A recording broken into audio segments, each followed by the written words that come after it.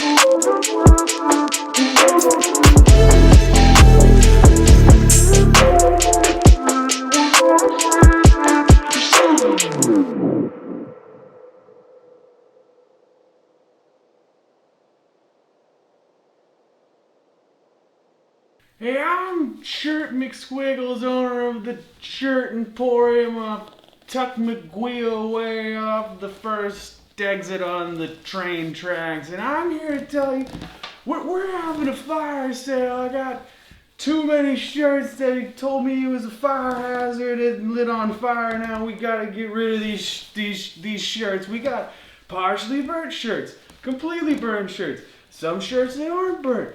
Every shirt for your need of how many holes and how ashy you want your shirts to be, we got them here for you. You come down, we'll get you in some shirts. I think we got something for the people, for everybody. I need you to buy my shirts, so get on down, go to heartwornclothing.com and check out our Instagram page at heartwornclothing, where we make stupid videos just like this one. It's a good time. People over there, I show up from time to time. I get it going. You know how it is. You gotta be there for the kids and give turkeys on Thanksgiving and stuff. So get on down. Come on, we're selling all these shirts. I need to get rid of all of the shirts, the ones that are burnt, the ones that aren't burnt, and everything in between. So heartwornclothing.com, or come to, buy a shirt. I just buy a shirt. Buy my shirts.